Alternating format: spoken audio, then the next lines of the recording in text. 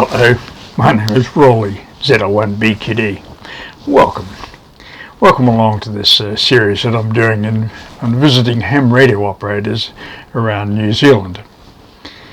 In this episode, we visit a very special ham radio operator, one which I had the privilege of teaching in years ago, so they were able to get their license. And so you know what to do. Yeah, pull up a chair, grab a cup of coffee. Come on, let's find out who it is, shall we?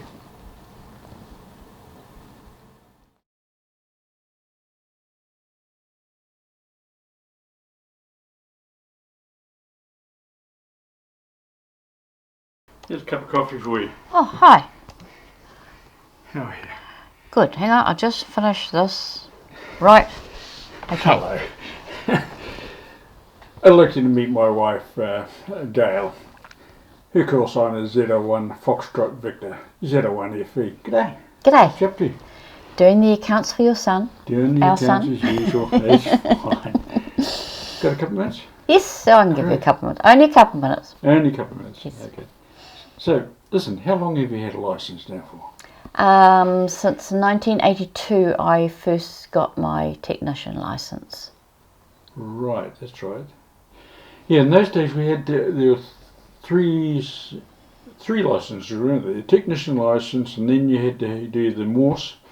That's a story. Yes. To get your HF license. Mm. And that allowed you on 80 metres for a year. You had to have that for a year and 50 QSOs, I believe. Yes, what I can remember, yeah. And then you did the advanced, you had to do another Morse exam at 10 or 12 weeks a minute or something like that. They gave you the whole. So the Morse was a bit of Headache.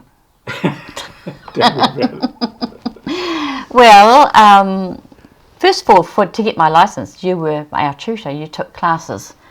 That's and right. there was a whole group of us, and including your father with me. And, That's right. His call sign was ZL1UJU, wasn't it? Yes. And said he's silent key now. So, Yes.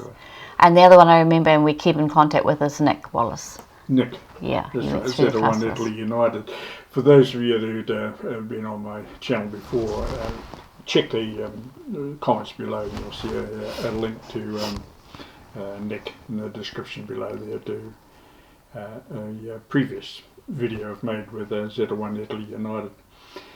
Yeah. So that's how I learnt how to get an amateur radio license anyway, having you teaching us. So what's the DIT? E. E, you got it. Did I? A. Oh, okay. That's the only two I know. That's about it, then? That's about it, yes. Yes. Would you recognise your own call sign? No, definitely not. No. Definitely not, which is you're not very happy with my call sign. Where Morse is the concerned. call sign, yes, it's a bit of a contention, isn't it? Yes, I got the 2-letter call and you had yours for much longer and you've got a 3-letter call. Yes, my call sign ZL1BQD is a 3-letter call sign. And, I've had it ever since it was issued.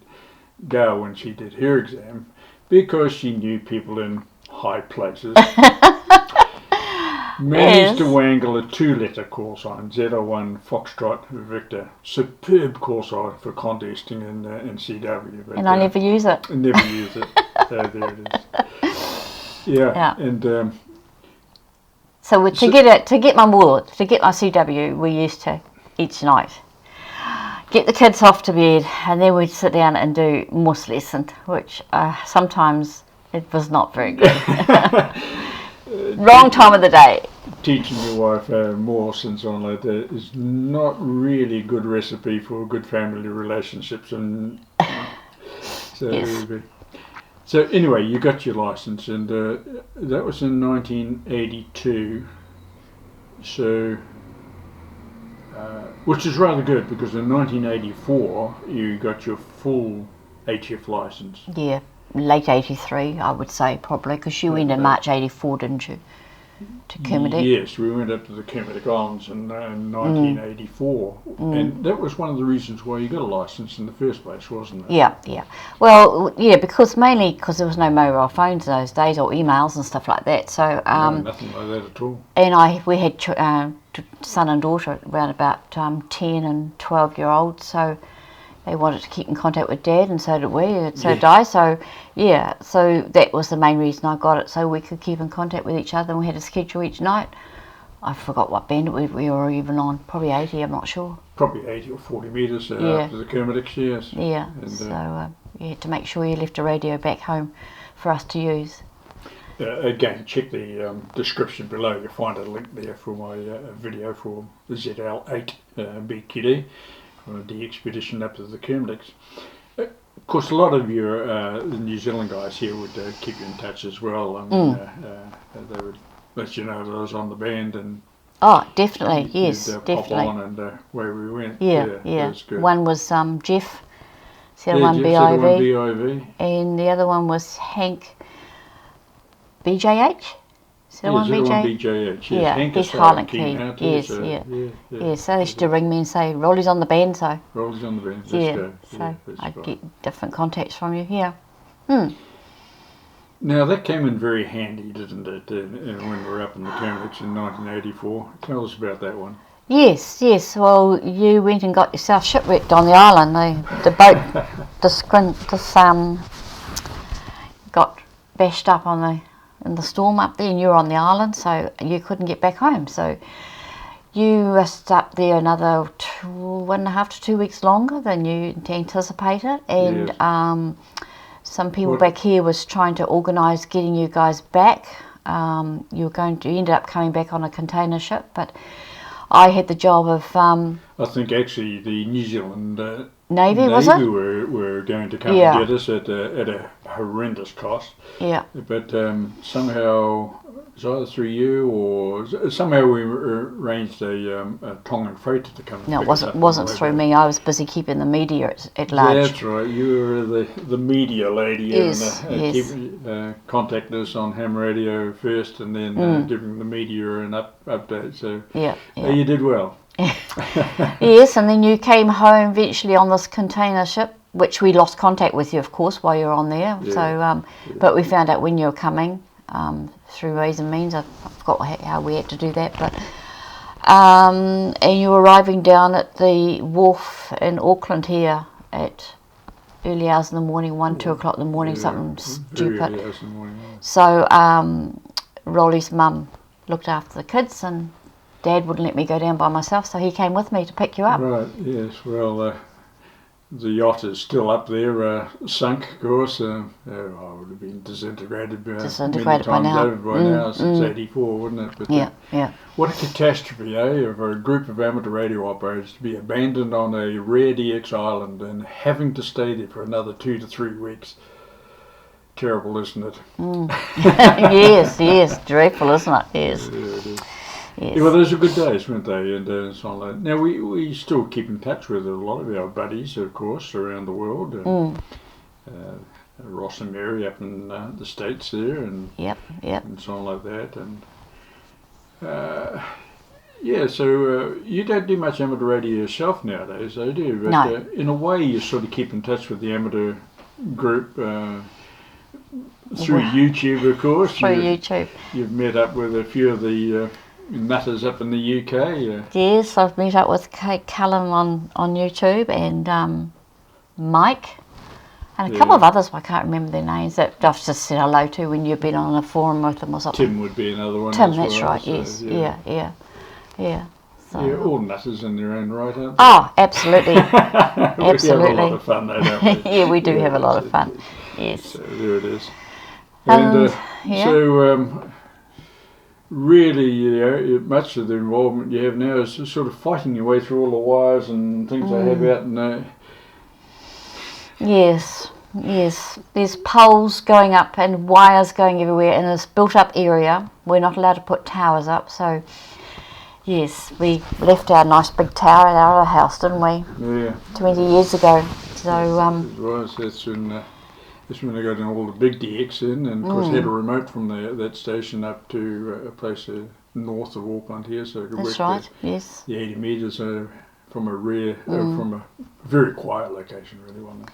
But if you go out to our backyard, you just see DX commanders, a couple of them around the place. So yeah, so everybody knows the brand. That's or the neighbours know the brand. One probably what DX commander is, but yes. DX commander, Yes. It pops up everywhere. Doesn't Absolutely, yes. And then sometimes Rolly's got wires around that we have to make note when the lawnmower man comes. He's got to get out there and get them all off the ground, out of the ground again. Lift up a few feet Yes. of wires before they get mangled. Yeah, Yes, indeed. yeah. That's fine. Yeah. Yes, It is. yeah. I think actually at that time you were a little bit active, because I'm pretty sure you got a DXCC. If you Yes, go through yeah. all your cards and so on, you got the, I think you'll scrape up a DXCC. We never ever applied for a DXCC. We should do that sometime, have a look. Yeah. Yeah, should do that sometime. Yeah, put it up amongst all your certificates. Make Yeah. room somewhere. Yeah, that'd be yeah. great.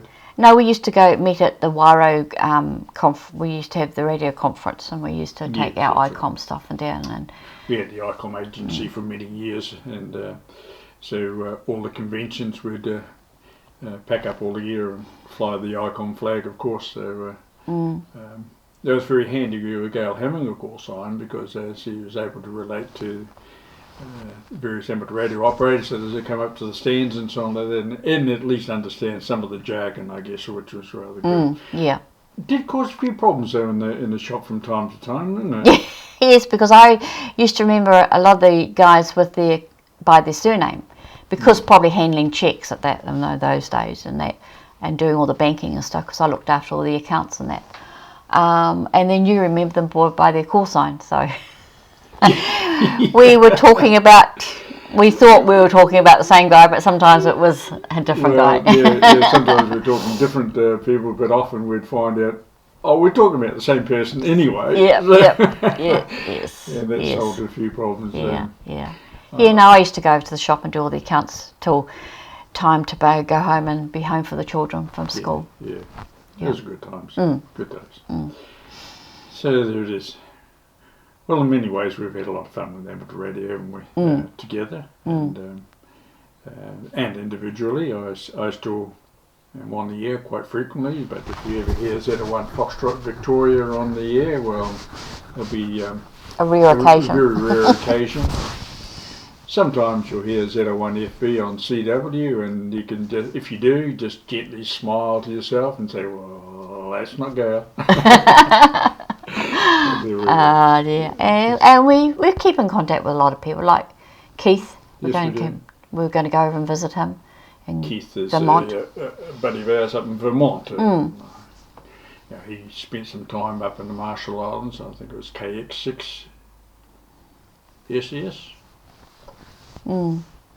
Maybe. Then he was WA1GYS for many years, and now I think he's taken over his dad's calls, W1 TIM. And then you caught up with a lot of people over at the Visalia. That's right, yes. April 2019.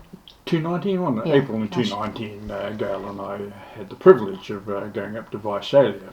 I was invited to speak at the conference there and present a paper called One Man DX-peditions in the Pacific. And so we had the opportunity then of meeting many of the American friends and meeting them face to face for the first time and putting a face to a call sign, which is a lot of fun. Because we've been up to Hawaii a few times and so on like that with not only with Ross and Mary, but also with the Icom. The Icom conferences are up there and so on, from time to time too, aren't they? Yeah, that was good times. Yeah, good times. Yeah. There it is. So nowadays, you're hardly on the air at all, and it's cell phones and email and that sort of stuff to keep in touch, basically, isn't it? Oh, absolutely. No need for amateur radio. And, even the 2 metre rigs are out of the car, and which is good. No, I still remember sometimes putting these big poles and stuff on the back of our car, and when we went camping, we used to have the caravan, and the first thing that got put up was the pole again attached to the caravan before anything else. Oh, well, Yes. priorities. Yes, priorities, yes. Yeah, that's fun. Yeah. We did a lot of county work in those days, giving out the different counties that we That's right, yes. travel through. So Yeah. there it is. Okay, well, thanks a lot for your time anyway, Gail. Okay. Appreciate it. I know you're meant to be back at work. I was supposed to be doing some work for our son, Well, so I will get back to it. Get back to it, otherwise you'll get the sack, and Yes. then there'll be no more petrol money, will it? Yeah. Yes, okay. That's okay. All right.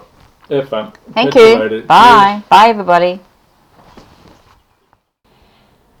Well, I hope you enjoyed that video meeting with Gail, ZL1 Foxtrot Victor. Now, if you'd like to meet some more amateur radio operators from around New Zealand in this series, then click the subscribe button below and ring that little bell. That way you'll be first to know when my next video has been released. And until then,